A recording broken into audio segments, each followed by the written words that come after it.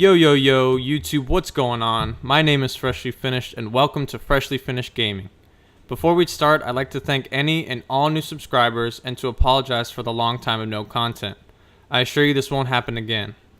I'd also like to remind you all to subscribe if you haven't and to follow me on my social media accounts that are now live.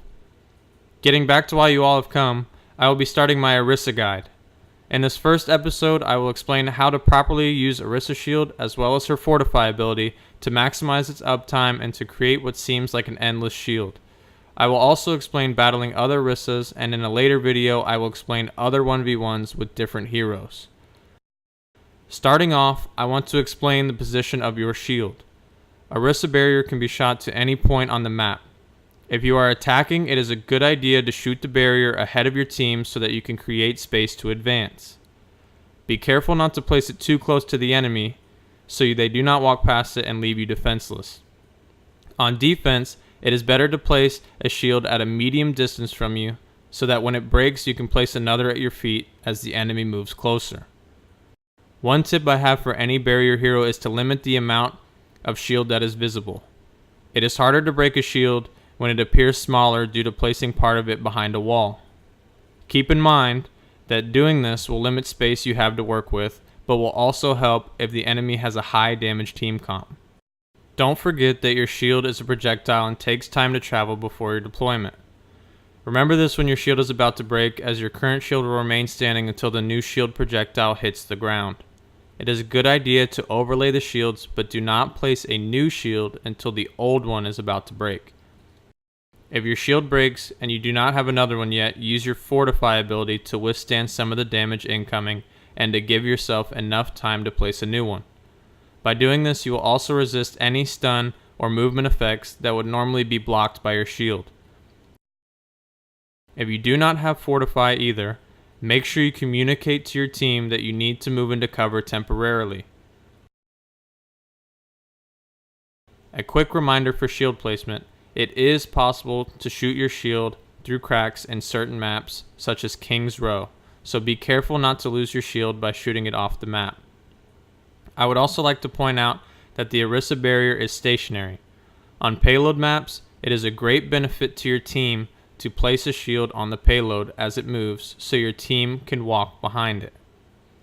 At all times, you should be shooting the enemy barrier. ORISA is one of the best barrier breaking tanks in the game and has a large clip to keep up the pressure. Many people refer to this as spam, so spam, spam, spam. Remember not to shoot enemy Zarya bubbles, but other than that you should shoot the entire time. Remember that when you shoot you move slower, so if you need to back up or move forward quickly, to stop shooting or to fire in short bursts. There will be times when the enemy is getting close to your shield and you cannot retreat. Make sure to move in and out of your shield to dodge any close-range DPS such as a Reaper. By doing this, along with using your Fortify, you should be able to put up a decent fight and potentially win the engagement. It is also a good idea to pull your enemy away from you to create more space. I will make a detailed video on this later in the series. Moving on to ORISA's Fortify ability. Her Fortify ability grants a player 50% damage reduction for 4 seconds and a full immunity to most abilities in the game. The best times to use Fortify include resisting abilities such as Roadhog Hook and McCree Flashbang. Fortify can also be used to avoid movement effects such as an ORISA Halt or a Lucio Boop. I recommend using Fortify to stop the enemy Reinhardt charge, but remember that if he is pinning someone, your Fortify will act as a wall and will deal damage to your teammate. You can also withstand certain ults, such as Reinhardt Shatter and Zarya Graviton Surge. Keep in mind that the Shatter will still hit the teammates behind you. Also know that you can still be hacked by an enemy Sombra while in Fortify. This will not end your Fortify, but you will remain hacked for the full duration of Sombra's ability. I urge you to try to save Fortify for as long as possible since it is on a 10-second cooldown, but use it every time you need to take extra damage or to prevent key ability. The final bit of information I have for you all is dealing with an enemy ORISA. The reason I will discuss this in this video is because a lot of the duel requires smart shielding. Two Orisas do the same amount of damage, so whoever's team does more damage to the other shield wins. My tip for this is to try to make the enemy Orisa place their shield first. If this happens, you will break their shield first and force them to use Fortify. Once this is done, you can use your Fortify to walk past the enemy Orisa shield and deal more. Always remember to pull the enemy Orisa away from her shield and to dance around yours as best you can. Keeping an Orisa out in the open is the best way to exploit her weakness.